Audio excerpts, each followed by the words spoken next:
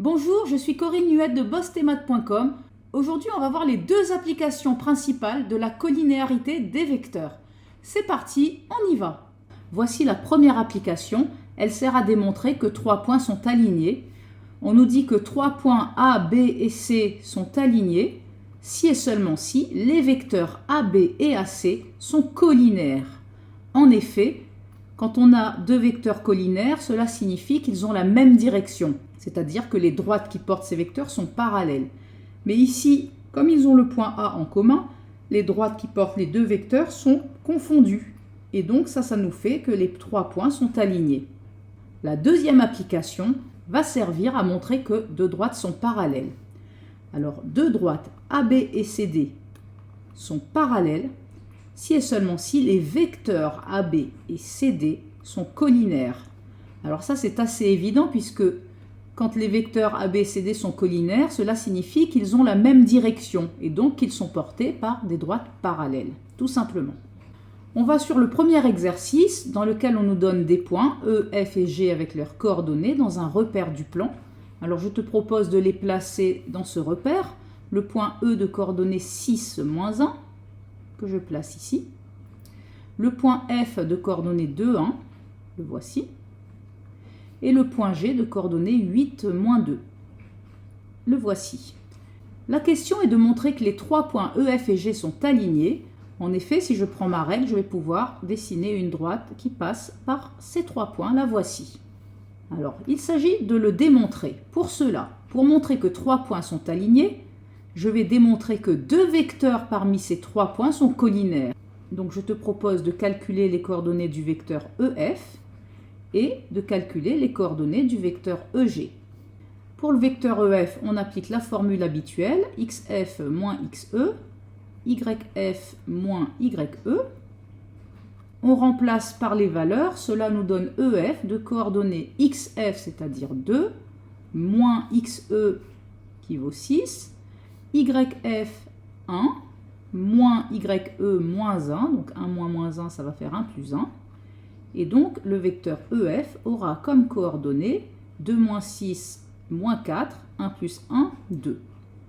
Pour le vecteur EG, on applique la même formule, xg moins xe, yg moins ye.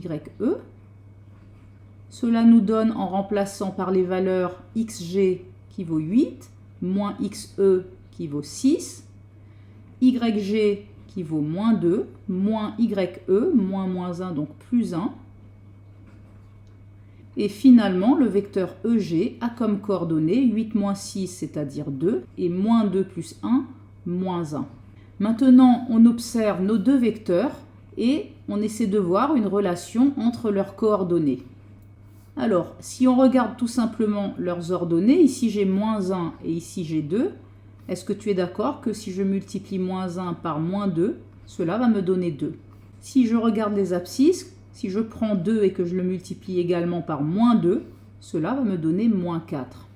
Donc, on a la relation suivante. Vecteur EF est égal à moins 2 fois vecteur EG. Ça veut dire que les vecteurs EF et EG sont collinaires. Et donc, comme j'ai uniquement 3 points et que parmi ces 3 points, j'ai deux vecteurs collinaires, eh bien, je peux conclure que les 3 points EF et G sont alignés.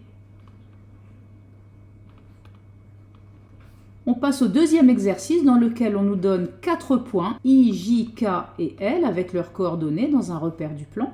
Je te propose de les dessiner dans ce repère pour commencer. Le point I de coordonnées moins 3, 1. Le point J de coordonnées 0, 7, le point K de coordonnées moins 4, 10, et le point L de coordonnées moins 8, 2. La question est de montrer que les droites IJ et KL sont parallèles. Alors je vais les dessiner, ces deux droites. Voici la droite IJ, voici la droite KL. On a vraiment l'impression qu'elles sont parallèles, et pour le démontrer, on va aller calculer les coordonnées du vecteur IJ et les coordonnées du vecteur KL. Pour le vecteur IJ, la formule habituelle, xj moins xi, yj moins yi. On remplace par les valeurs, cela nous donne 0 moins 3, donc 0 plus 3 pour les x, 7 moins 1 pour les y. Donc le vecteur IJ a pour coordonnées 3 et 6. Pour le vecteur KL, j'applique la même formule, XL moins XA et YL moins YK. On remplace par les valeurs, cela nous donne moins 8 moins 4, donc moins 8 plus 4 pour les X, et 2 moins 10 pour les Y. Donc le vecteur KL a comme coordonnées moins 8 plus 4, c'est-à-dire moins 4, 2 moins 10, moins 8. Ensuite, on essaie de voir si ces deux vecteurs sont collinéaires. A priori, j'ai des difficultés pour passer de 3 à moins 4 ou pour passer de 6 à moins 8. Donc ici, je vais aller calculer le déterminant de mes deux vecteurs. Alors allons-y, le déterminant des vecteurs IJ et KL, det de IJ et KL, c'est égal à, je mets les coordonnées entre deux barres, ici le vecteur IJ de coordonnées 3, 6, ici le vecteur KL de coordonnées moins 4, moins 8, et je calcule mon déterminant en commençant toujours par le nombre qui est en haut à gauche, en faisant des produits en croix, donc 3 fois moins 8,